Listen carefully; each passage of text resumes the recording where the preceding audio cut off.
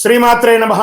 సద్గురు జ్యోతిషాలయం నుండి శ్రీ పరాభవనామ సంవత్సర ఉగాది పంచాంగ శ్రవణం మరియు ద్వాదశ రాశులకి ఎలా ఉందో మనం తెలుసుకోబోతున్నాం.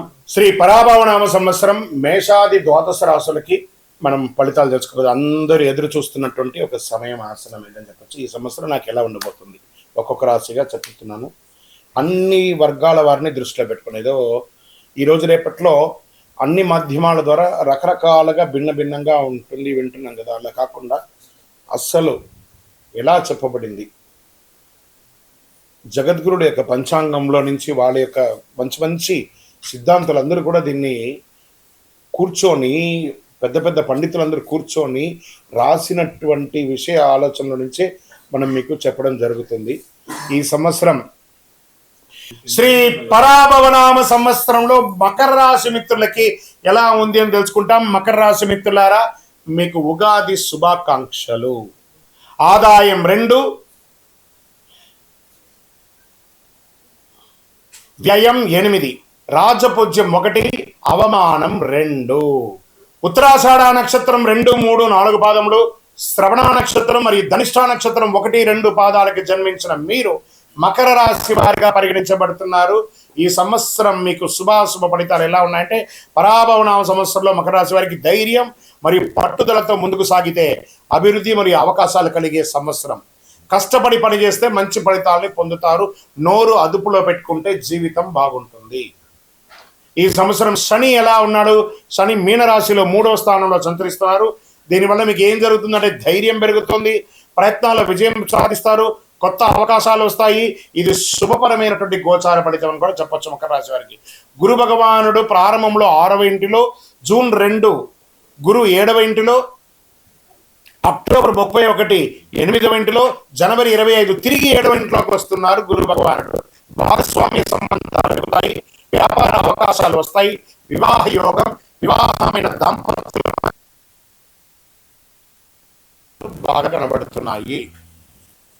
ఇంకా రాహుకేతు ఎలా ఉన్నారంటే, ఈ సంవత్సర ప్రారంభంలో రాహు 2లోను, 2వ ఇంట్లో, కేతు 8వ ఇంట్లో ఉన్నారు.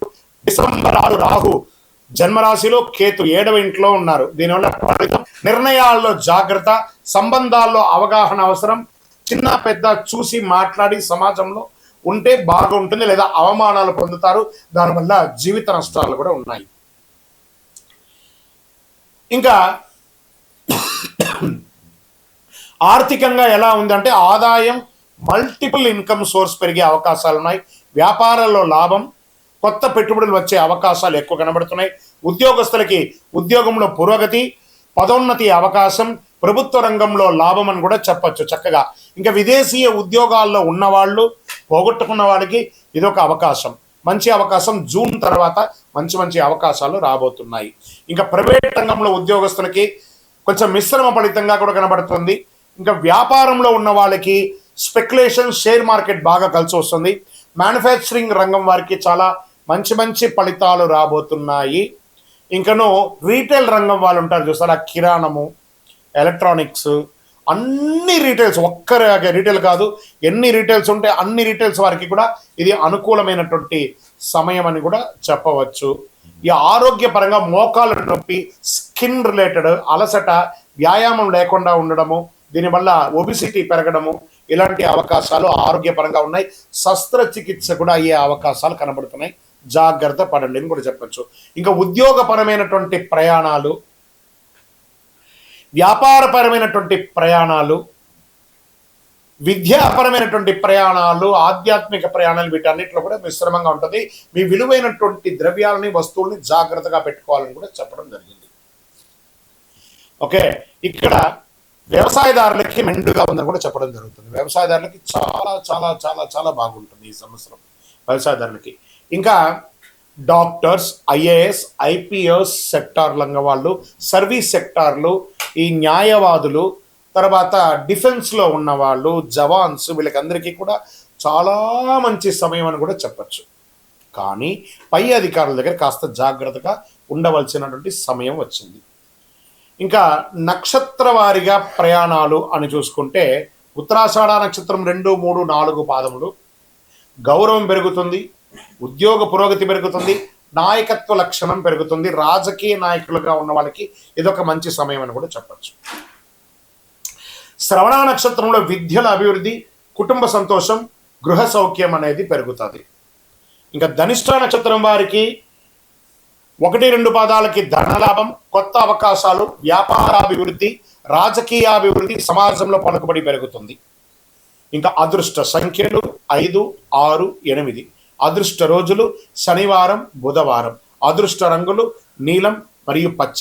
మరి పరిహారాలు ఈ సంవత్సరం చేయవలసినటువంటి పరిహారం: శని భగవానికి శని పూజ చేయాలి, తైలాభిషేకం చేయాలి, గోపూజ చేయాలి, రుద్రాభిషేకం చేయాలి, ఇష్టదైవ ప్రార్థన చేయాలి. మీ కులదైవంకి దేవాలయానికి వెళ్ళి మీ వయస్సు ఎంత ఉందో అన్ని లెక్కతో ఒత్తులు మట్టి ముక్కుల్లో వేసి నువ్వుల నూనెతో దీపం వెలిగించాలి. ఇంకనూ శక్తివంతమైనటువంటి పరిహారం, అతి శక్తివంతమైనటువంటి 48 రోజులు పూజ చేసినటువంటి చండీ సుదర్శనవాదాలు చేసి సుబ్రహ్మణ్య భుజంగం చేసినటువంటి కరుంగాళిమాలను ధరించండి. జనవశీకరణ పొందండి, గ్రహదోషం తొలగించుకోండి, ఆటంకాలన్నీ తొలగి ఆరోగ్యంగా ఉండండి. ఇంకను మీ వ్యక్తిగత జాతకం తెలుసుకోవాలనుకుంటున్నారా? మీ పరిసర ప్రాంతాల్లో ఉన్నటువంటి సద్గురువులని సంప్రదించి మీ యొక్క జాతకం తెలుసుకోండి. లేదా మా ద్వారా తెలుసుకోవాలనుకుంటున్నారా? మా డిస్ప్లేలో కనబడుతున్నటువంటి నంబర్కి మీ పేరు, date of birth, time of birth, place of birth, గురుగారు ఈ నూతన సంవత్సరం మాకు ఎలా ఉందని తెలుసుకోవాలనుకుంటున్నామని టెక్స్ట్ చేయండి, కాల్ చేయకండి. మా అడ్మిన్స్ మీకు రిప్లై ఇస్తారు. లేదా మా ద్వారా తెలుసుకోవాలనుకుంటున్నారా? మా డిస్ప్లేలో కనబడుతున్నటువంటి పేరుకి, నంబర్కి మీ పేరు, date of birth, time of birth, place of birth WhatsApp చేయండి. మా అడ్మిన్స్ మీకు రిప్లై ఇస్తారు. మీ ఇప్పుడు మేము చెప్పేదంతా కూడా గోచార ఫలితం అనమాట. మీ వ్యక్తిగత జీవితానికి సంపూర్ణ జాతకాన్ని తెలుసుకోవచ్చు. శ్రీ గురుభ్యో నమః. నమస్కారం. అందరూ కూడా మీ యొక్క ఇష్టదేవాన్ని ప్రార్థన చేసుకోండి, మీ తల్లిదండ్రులకి ప్రార్థన చేసుకోండి. నూతన సంవత్సరాన్ని ప్రారంభిస్తున్నాం. ఎన్నో ఆశలతో, ఎన్నో కోరికలతో ఎప్పుడెప్పుడురా వస్తుంది తెలుగు ఉగాది శుభాకాంక్షలు అందరికీ చెప్తామా? ఈ ఉగాది సంవత్సరం నాకు ఎలా ఉండబోతుంది, నా జీవితం ఎలా ఉండబోతుంది, ప్రపంచం ఎలా ఉండబోతుంది, ఆర్థికం ఎలా ఉండబోతుంది, వ్యవసాయం ఎలా ఉండబోతుంది, జీవితాలు ఎలా ఉండబోతున్నాయి, విద్యలు ఎలా ఉండబోతున్నాయి, వర్షాలు ఎలా ఉండబోతున్నాయి, రాజకీయం ఎలా ఉండబోతున్నాయి అని ప్రతి ఒక్కరికి ఒక క్వశ్చన్ మార్క్స్ ఎప్పుడు ఉగాది కోసం ఎదురు చూస్తున్నటువంటి మా ప్రేక్షక మిత్రులందరికీ కూడా పేరు పేరున శుభాకాంక్షలు. ఇప్పటి వరకు మా యొక్క ఛానల్ని ఆరాధిస్తూ, ప్రోత్సాహం చేస్తూ, సబ్స్క్రైబ్ చేస్తూ ఈ ఛానల్లోని విశేషాలు అందరికీ, మీ మిత్రులకి అందరికీ తెలుపుతూ ఉన్నటువంటి మీ యొక్క గొప్ప మనసుకి ధన్యవాదాలు. ప్రతి ఒక్కరికి కూడా పరాభవనామ సంవత్సర శుభాకాంక్షలు. ముందుగా మనం దైవ ప్రార్థనతో ప్రార్థన చేసుకుంటాం. మీ ఇష్టదైవాన్ని ప్రార్థన చేసుకోండి. శుక్లాంబరధరం విష్ణుం శశివర్ణం చతుర్భుజం ప్రసన్నవదనం ధ్యాయేత్ సర్వవిఘ్నోపశాంతయే. గురుర్బ్రహ్మ గురుర్విష్ణు గురుర్దేవో మహేశ్వరః గురు సాక్షాత్ పరబ్రహ్మ తస్మై శ్రీ గురవే నమః. ఇష్టదేవతాభ్యో నమః, కులదేవతాభ్యో నమః. స్వామి శరణమయ్యప్ప. ఈ యొక్క పంచాంగ శ్రవణం చేయడం వల్ల ఏ విధమైనటువంటి పుణ్య ఫలితాన్ని వస్తుందో శ్లోక రూపంలో తెలుసుకుంటాం. శ్రీ కళ్యాణ గుణవహం రిపుహరం దుస్వప్న దోషావహం గంగా స్నాన విశేష పుణ్యఫలదం గోదానతుల్యం నృణాం ఆయుర్వృద్ధిముత్తమం శుచికరం సంతాన సంపత్ప్రదం నానాకర్మసు సాధనం సముచితం పంచాంగమాకర్ణ్యతాం. ఈ యొక్క పంచాంగ శ్రవణం చేయడం వల్ల జరిగే ఫలితాలన్నింటినీ కూడా మనం ఒక్కొక్కటిగా తెలుసుకుంటాం. ఉగాది అనగానే మన గుర్తుకొచ్చేది పంచాంగ శ్రవణం. ఈ సంవత్సరంలో ఎవరు రాజాది నవనాయకులు ఉండబోతున్నారు, ఇవన్నీ తెలుసుకోవడానికి పంచాంగం యొక్క మహిమ తెలుసుకోవాలి. మన తిథిర్వారస్య నక్షత్ర యోగ కరణమేవచ పంచాంగం ఇది విఖ్యాతి లోక సిద్ధాంత కారణం అన్నారు. పంచాంగం 5 అంశాలు: తిథి, వార, నక్షత్ర, యోగ, కరణం. ఈ 5 కలిసిందే పంచాంగం అంటారు. ఉగాది అంటే ఏంటి? యుగానికి ఆది. యుగ ఆది అంటే యుగాది. ఇక్కడ యుగం అంటే ఆది అంటే ఆరంభం, ప్రారంభానికి చిహ్నం అనేది ఉగాది అంటారు. జ్యోతిషాస్త్ర ప్రకారం కాలం 60 సంవత్సరాలు ఒక పెద్ద చక్రం లాగా తిరుగుతూ ఉంటుంది. ఈ చక్రానికి ప్రముఖ నామాలు ప్రభవనామ సంవత్సరం నుంచి మొదలు పెడితే ఇప్పుడు జరిగే సంవత్సరం పేరు పరాభవనామ సంవత్సరం. ఈ 60లో ఇది 40వ సంఖ్య అనమాట. పరాభవం అంటే పరాజయంలా అనిపిస్తుంది అందరికి, చాలా మందికి అయ్యో ఈ సంవత్సరం అంతా పరాభవం ఉంటుందేమో అని. కానీ ఇది ఒక గంభీర శక్తివంతమైనటువంటి జీవితాన్ని నేర్పించే, ఒక అద్భుతాన్ని పాఠాన్ని ఇచ్చే ఒక సంవత్సరం అని చెప్పచ్చు. ప్రతి సంవత్సరంకి ప్రత్యేక శక్తి ఇస్తుంది. ఈ సంవత్సరం పరాభవనామ సంవత్సరం 2026 మార్చి 19 నుంచి పరాభవనామ సంవత్సరంలోకి అడుగు పెడుతున్నాం. పరాభవనామ సంవత్సరం గతంలో 1966 మరియు 67 వచ్చింది. బాగా గుర్తుపెట్టుకోండి, చూడండి అక్కడ కూడా 6. ఈసారి కూడా 2026 2027కు వచ్చింది. బ్రహ్మకల్పం ఆరంభమై రోజే ప్రభవ సంవత్సరం అంటారు. మొదటి ఋతువు వసంతం, మొదటి తిథి పాడ్యమి, మొదటి వారం ఆదివారం. ఆ రోజు సృష్టి ప్రారంభమైంది. అందుకే సూర్యోదయానికి తిథి ఉన్న రోజు ఉగాదిగా జరుపుకుంటాము. ఉగస్య ఆది ఉగాది అన్నారు. ఉగా అంటే నక్షత్ర గమనం, నక్షత్ర గమనానికి ఆరంభం ఉగాది అని అర్థం. దీన్ని బ్రహ్మదేవుడికి పగలు అంటే ఇది ఎన్ని చెప్పచ్చు, 4 3 2 1 2 3 4 5 6 7 సున్నాలు కలిపిన అంటే సుమారుగా ఎన్నో కోట్ల సంవత్సరాలుగా ఉండి రాత్రి కూడా అంతే. ఓవరాల్గా సృష్టికి ఒక రోజు అంటే 8 6 4 0 0 0 0 0 0 సంవత్సరాలు. ఇలా 360 రోజులు పూర్తయితే బ్రహ్మకు ఏడాది గడిచినట్టు. ఇలా బ్రహ్మకు 100 ఏళ్ల ఆయుష్ అని చెప్పారంటే ఊహించుకోండి. ఇప్పటి వరకు 6 బ్రహ్మలు సృష్టికర్తను పూర్తి చేశారు. ప్రస్తుతం 7వ బ్రహ్మ ద్వితీయ పరార్థంలో ఉన్నారు. అంటే ఆయన వయసు 51 సంవత్సరాలట. చూసుకోండి ఈ యొక్క కలియుగం ఇంకెన్నేళ్ళు ఉండబోతుందో. ప్రస్తుతం మనం యొక్క వైవస్వత మన్వత్తరం కలియుగంలో ఉన్నాం. శ్రీ మహావిష్ణువు మత్స్యావతారంలో సోమకాసురుడు అనేక రాక్షసుని సంహరించిన, వేదాలు రక్షించి బ్రహ్మకు అప్పగించిన రోజు ఉగాది అంటారు. శ్రీరామచంద్రుడు, విక్రమాదిత్యుడు, శాలివాహనుడు పట్టాభిషేకులు అయ్యారట ఈ ఉగాది రోజే. వరాహమిత్రుడు జాతికి పంచాంగాన్ని అంకితం ఇచ్చినటువంటి రోజు కూడా ఇదే రోజు అంటారు. తెలుగు సంవత్సరాలు 2026లో రాబోతున్న సంవత్సరం వేరు, పరాభవనామ సంవత్సరం. మళ్ళీ ఈ పరాభవనామ సంవత్సరం గురించి చెప్తున్నాం. ఈ యొక్క 26 27 పరాభవ సంవత్సరంలో అర్థం యొక్క పర ప్లస్ భవ. పర అంటే వెలుతురు, బాహ్య శక్తులు. భవ అంటే వ్యవధి, ఉనికిని చూపేది.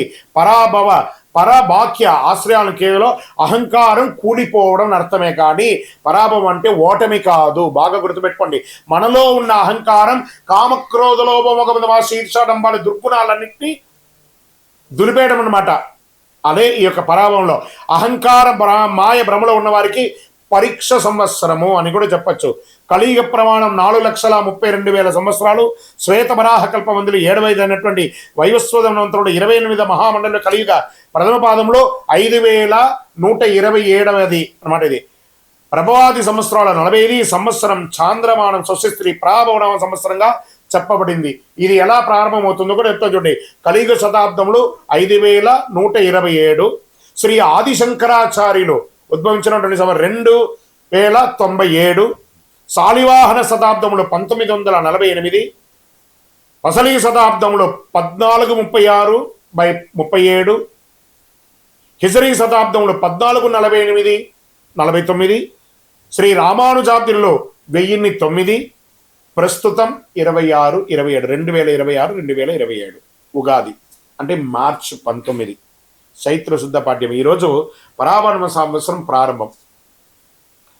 చాంద్రమానాన్ని అనుసరించి జరుపుకునే ఈ యొక్క పండుగను కేవలం తెలుగు రాష్ట్రాలే కాదు, బెంగాల్, కేరళ, పంజాబ్, మహారాష్ట్ర, అస్సాంలో ఘనంగా జరుపుకుంటుంటారు. గడిచిన సంవత్సరం అందించినటువంటి విజయాలు నూతన సంవత్సరంలో కొనసాగాలి. గడిచిన ఏడాదిలో ఎదుర్కొన్నటువంటి ఇబ్బందులు నూతన సంవత్సరంలో ముగింపు పలికి కోరుకుంటూ ముందుగా పరాభవనామ సంవత్సర శుభాకాంక్షలు ప్రేక్షక మిత్రులందరికీ. అందరూ కూడాను ఆయురారోగ్య ఐశ్వర్య భోగభాగ్యాలతో ఉండాలని అఖిలాండ కోటి బ్రహ్మాండ నాయకుడు శ్రీ ధర్మశాస్త్ర అయ్యప్ప స్వామి వారిని ప్రార్థన చేసుకుంటున్నాను. ఉగాది అనగానే అందరికీ పొద్దున ఈరోజు మనం ఏమి చేయాలి? లేవండి, అందరూ త్వరగా లేవండి. సూర్యోదయాత్ పూర్వం లేచి స్నానాదులు చేసి తైలాభ్యంగన స్నానం చేసి గడపలంతా కడిగేది. స్త్రీ పురుషులు ఎవరైనా బాధ్యత తీసుకోవాలి. ఒక్కొక్కరు షేరింగ్, ఒకళ్ళ ఆడవాళ్ళు ఒక పని, మగవాళ్ళు ఒక పని అని చెప్పి ఇంటిల్లో అందరూ షేర్ చేసుకొని చేసే ఒక పని అనమాట ఇది. చక్కగా గడపలు కడిగి తోరణాలు కట్టండి. మామిడి తోరణాలు, పూలు, వేప తోరణాలు అన్నీ కూడా కట్టండి. షడ్రుచులతో తయారు చేసే ఆ యొక్క పంచాంగం, ఈ యొక్క ఉగాది పచ్చడిని తయారు చేసుకోవడానికి కావాల్సిన సామగ్రిలన్నీ కూడా రెడీ చేసుకోండి. అద్భుతమైనటువంటి ఫలితాన్ని పొందడానికి సిద్ధంగా ఉండండి. ఇంట్లో పూజలు చేయండి, పుస్తకాలన్నీ కూడా పెట్టండి, ఆభరణాలు పెట్టండి, స్వామివారికి అభిషేక ఆరాధన చేయండి, కొత్త పంచాంగం తీసుకొచ్చి స్వామివారి ముంగిట పెట్టి పూజ చేయండి. పరిసర ప్రాంతాల్లో ఉన్నటువంటి దేవాలయానికి వెళ్ళండి, అన్ని రకాలైనటువంటి నైవేద్యాలన్నీ కూడా చేసినంత స్వామివారికి సమర్పించండి. 10 మందికి భోజనం పెట్టండి. ఉగాది పచ్చడి అందరికీ పంచండి. మీ యొక్క ఇంటి ముందర కానీ, మీ వ్యాపార స్థలం ముందులో కానీ, లేదా మీ యొక్క పరిసర ప్రాంతాల్లో కానీ చలివేంద్రాలు ఏర్పాటు చేయండి. ఇవన్నీ కూడా చాలా మంచిది.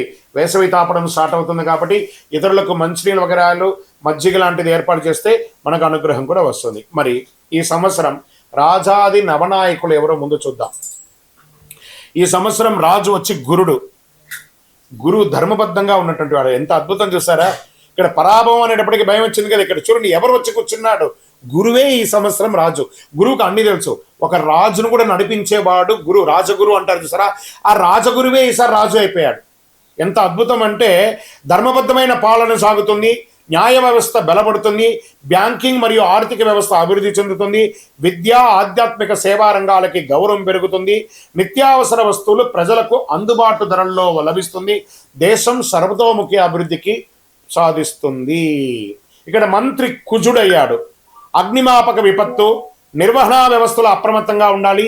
అగ్ని ప్రమాదాలు, రోడ్డు ప్రమాదాలు పెరిగే అవకాశాలు, యుద్ధ వాతావరణం కూడా తీసుకొస్తాడు. ఈ యొక్క అంగారకుడికి ఉన్నాడు. ఇప్పుడు ఆల్రెడీ మనం చూస్తున్నాం, యుద్ధ వాతావరణం అన్ని చోట ఉంది. జాగ్రత్త పడండి. మరి ఏమేమి చేసుకోవాలి? మీ యొక్క ఇళ్లలో కూడాను అన్ని జాగ్రత్తలు తీసుకోవాలి. గ్యాస్, పెట్రోల్ ఇవన్నీ కూడా పెరిగే అవకాశాలు బాగున్నాయి. కఠినమైనటువంటి చట్టాలు అమలవుతాయి. పాలకులు మరియు ప్రతిపక్షాల మధ్య రాజకీయ వేడుక పెరుగుతుంది, రాజకీయ ఒత్తిడి వస్తుంది, రాజకీయ అశాంతి, రాజకీయ సంక్షోభం కూడా వచ్చే అవకాశాలు ఉన్నాయి. మరి సేనాధిపతి చంద్రుడు, ఆయన సౌమ్యంగా ఉంటాడు. అంతర్జాతీయ సరిహద్దుల్లో శాంతి నెలకొంటుంది. మన దేశం నుంచి శాంతి దూతలు వెళ్తారు, అది చక్కగా సక్సెస్ అవుతుంది. సైనికుల సంక్షేమానికి ప్రాధాన్యతనిస్తారు. నావికా దళం బలోపేతం అవుతుంది.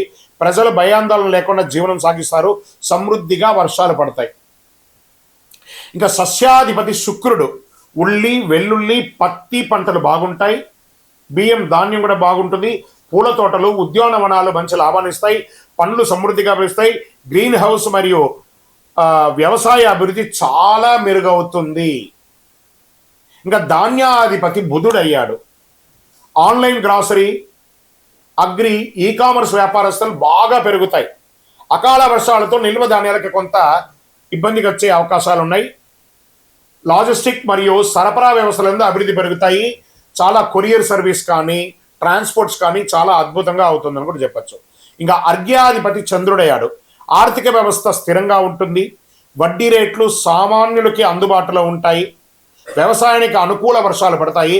ఎఫ్ఎంసీజీ మరియు ఫార్మా రంగం వారికి, మెడికల్ రంగం వారికి చాలా అద్భుతంగా ఉంటుందని కూడా చెప్పడం జరిగింది. మేఘాధిపతి కూడా చంద్రుడే. ఈసారి 3 వచ్చారనమాట ఆయనే.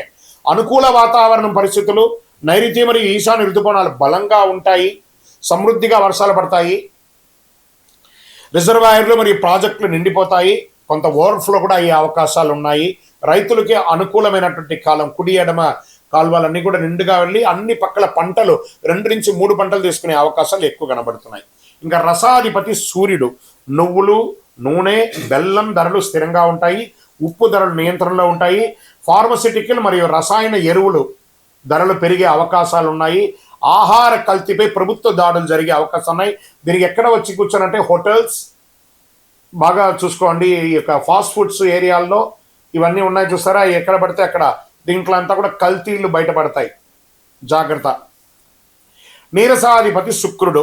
లగ్జరీ వాహనాలు, విదేశీయ బ్రాండ్ వినియోగాలు, ఎలక్ట్రానిక్ ఫోన్స్, కాస్మెటిక్స్, సిల్క్ వస్త్రాలు గిరాకీ పెరిగే అవకాశాలు ఉంటాయి.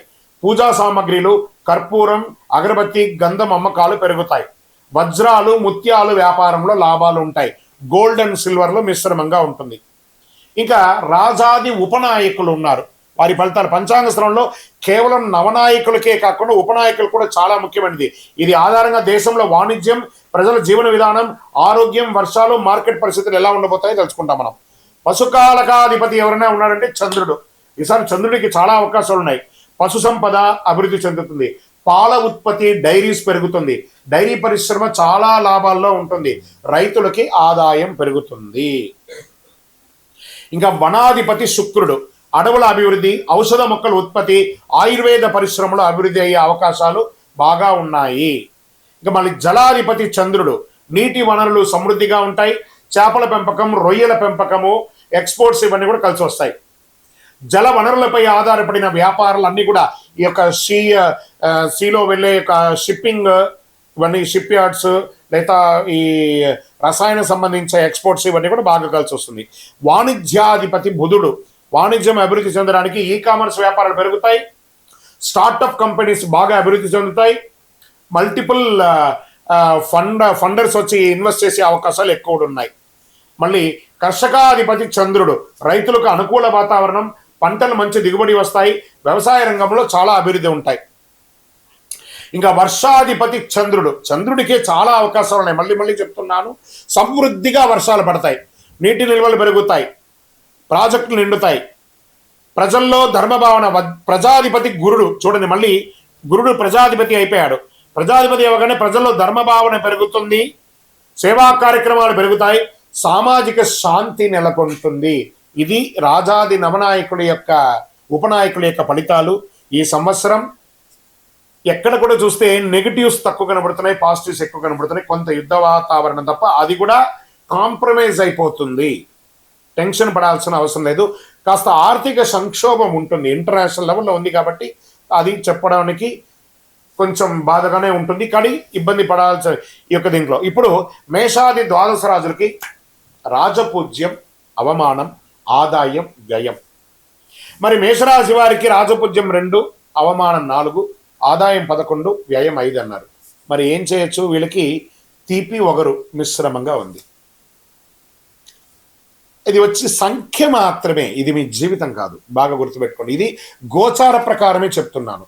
మీ వ్యక్తిగత జాతకంలో చూస్తే సంపూర్ణంగా ఈ సంవత్సరం ఎలా ఉందో చూడొచ్చు. వృషభ రాశి వారికి రాజపూజ్యం 5, అవమానం 4, ఆదాయం 5, వ్యయం 4, చాలా బాగుంటారు. మిథున రాశి వారికి రాజపూజ్యం 1, అవమానం 7, ఆదాయం 8, వ్యయం 11, మిశ్రమం. కర్కాటక రాశి వారికి రాజపూజ్యం 4, అవమానం 7, ఆదాయం 2, వ్యయం 11. సింహరాశి వారికి రాజపూజ్యం 7, అవమానం 7, ఆదాయం 5, వ్యయం 5. మీరు మిశ్రమం అలాగే మిడిల్గా ఉంటారు, జాగ్రత్తగా ఉండాలి, కొంచెం డేంజర్ బెల్ ఉంది, జాగ్రత్త. కన్యా రాశి వారికి రాజపూజ్యం 3, అవమానం 3, ఆదాయం 8, వ్యయం 11. ఇక్కడ చూడండి, వీళ్ళకి కొంచెం చేదు తీపి కొంచెం మిశ్రమంగా ఉంది.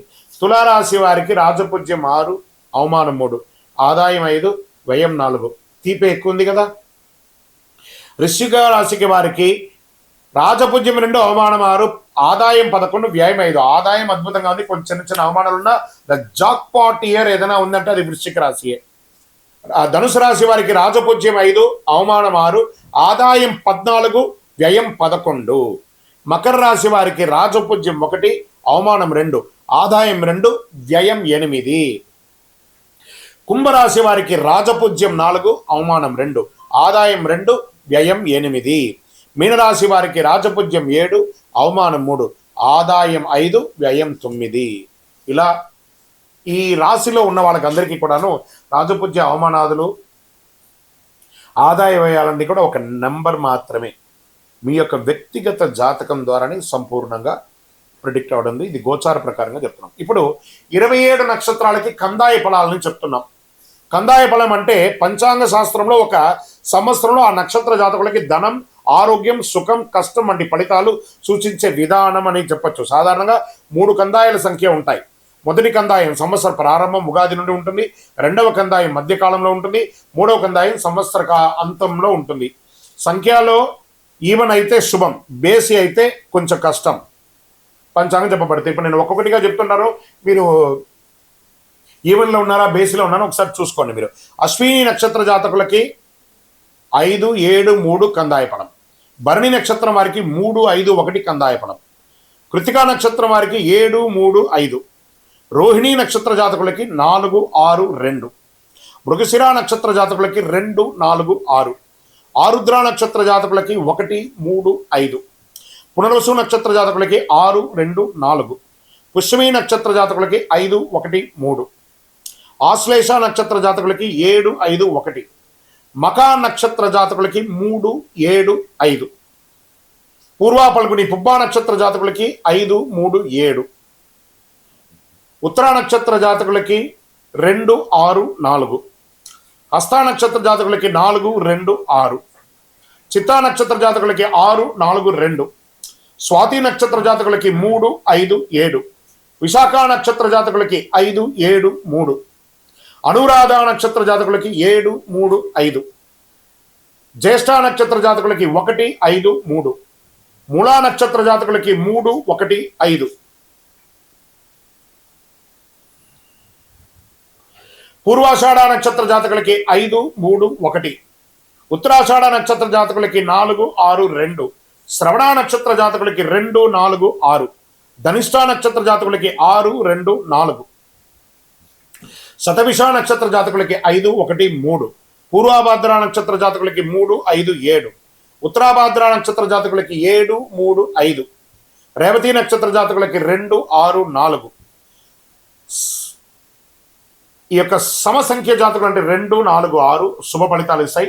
బేసి సంఖ్యలు అంటే 1, 3, 5, 7 మిశ్రమ ఫలితాలు ఇస్తాయి. కాబట్టి పానిక్ అవ్వాల్సిన అవసరం లేదు. ఇవన్నీ యూనివర్సల్గా చెప్పాలి కాబట్టి చెప్తున్నాం. మీ యొక్క వ్యక్తిగత జాతకం చూసుకుంటే మీరు ఎక్కడ ఉన్నారో తెలుసు. ఇది గోచార ప్రకారం చెప్తున్నాము.